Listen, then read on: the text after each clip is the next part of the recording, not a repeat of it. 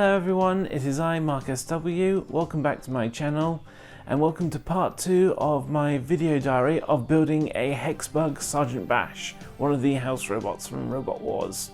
In the last video you saw that I got up to the stage where I attached the signal receiver to Bash's body and it worked.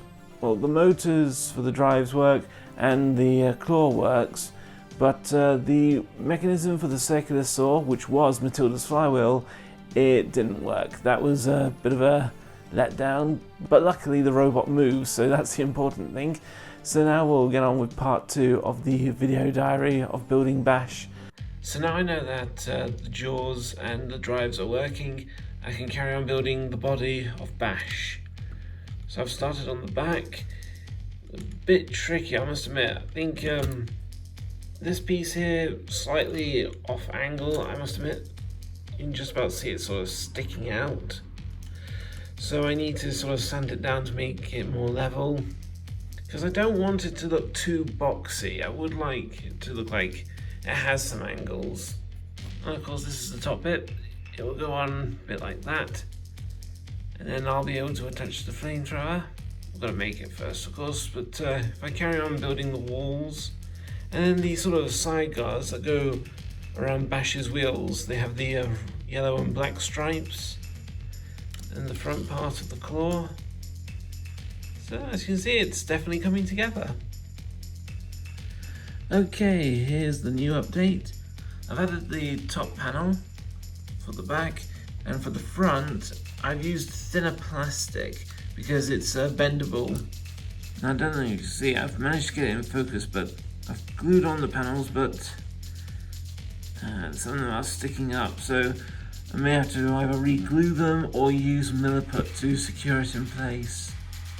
But while the super glue is drying, I'll concentrate on the back. So what I'm going to do is add a little section here to attach this part of the wall, and then we'll do the top sections once the side walls are done.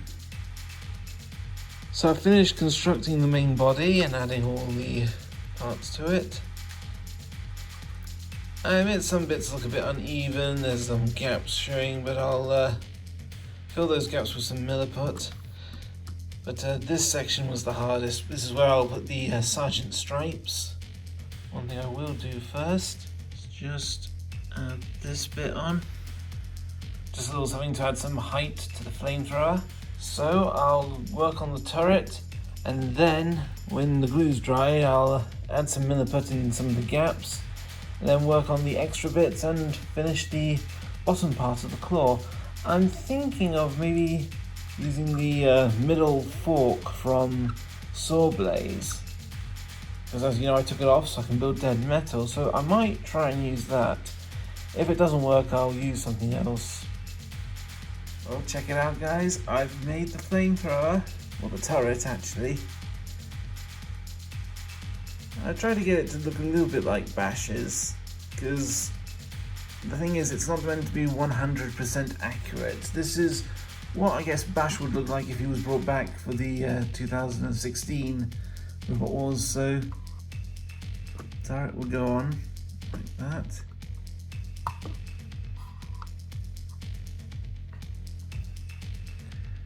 There we go. I admit it drops a bit, but remember it's not a real flamethrower, it's just for decoration you could say.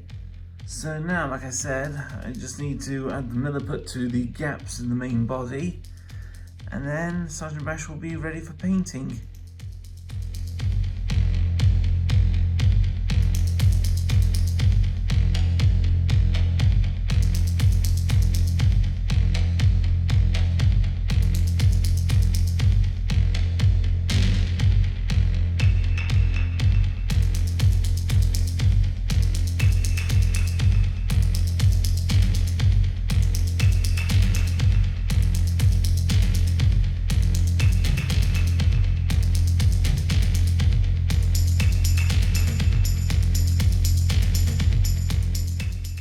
Go. Now it's really starting to look like Sergeant Bash. I managed to put the wheel guards on. They were the tricky bits, to be honest, because I didn't want the bits holding it too long or too short. I got it just right. So I've added the milliput to the bits where we've had gaps. I'll leave this bit though, bit of a resemblance to the first war's bash. So now once the milliput and the super glue is set and dry, the next thing I'll do is add on the extra features, like whereabouts I'll put the stripes, the air vents, and all the other bits and bobs.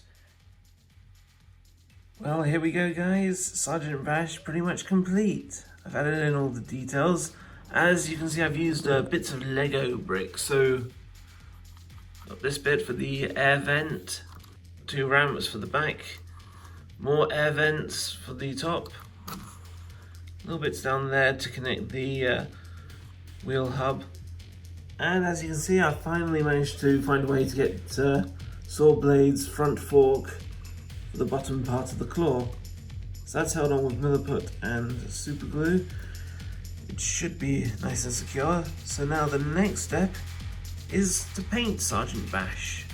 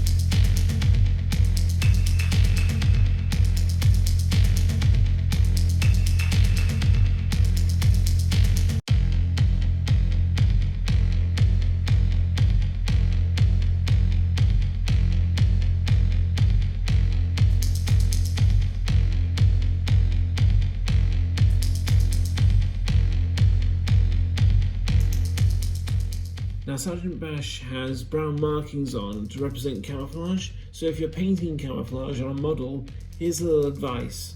Take a sponge, just a little bit, dab it in the paint, brush off the excess bit, and just dab it on. Very simple.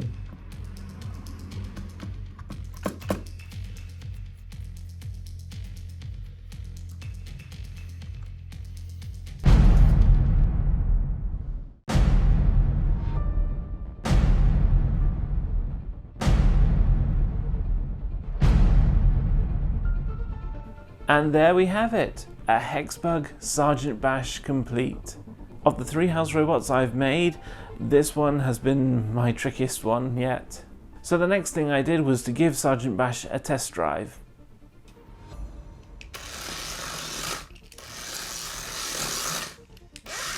As you can see, it maneuvers very well, just like the HEXBUG Matilda.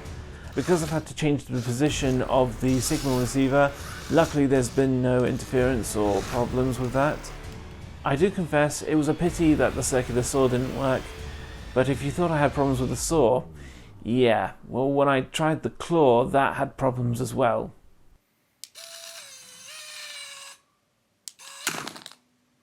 You see, what happened was I put a bit of plastic to stop the claw from hitting the flamethrower, but unfortunately the force of when it opens is so powerful that it actually knocked that plastic off. So I thought, oh, it's an easy repair job, no problem. And at first the claw did work well. It was grabbing hold of the targets. I mentioned this in my previous videos. Bash's claw doesn't necessarily have to crush, but if it had a grappling effect, that's even better. At first it was working fine, but then disaster. Again, it's due to the sheer power of when it springs up. The pole that was holding the claw in the up position went right through the plastic and left a hole. It even shook loose the pole. Obviously, when it was Matilda, it's designed to have that powerful thrust up because it was operating the tusks. If there was some way to reverse the system, so it had a smoother lift, fast down, it would have been great, but obviously it was not possible. This means I've got more repair work to do on Sergeant Bash, and it does mean that the claw doesn't work either. But what I can do is position it in a way where it's sort of opened a little bit, just large enough to grab another robot. Obviously I won't be able to get it to crush or grapple, but it's better than nothing. So comparing my model of Sergeant Bash with Matilda and the other models I made, Shunt and Dead Metal, obviously he's the biggest because he has the flamethrower. I admit it's not a 100% accurate build of Bash, at least it looks like him, and that's what I was going for when I built Shunt and Dead Metal. So I admit the build was successful, but the final result wasn't successful for my Sergeant Bash, but at least I now have him, and I mentioned this in a previous video, I might make Sekilolot. But I wouldn't be able to use a HEXBUG. What I would have to do is get a remote control bulldozer toy to build Sekilolot. So thanks for watching this video build on Sergeant Bash. I hope you guys did like it.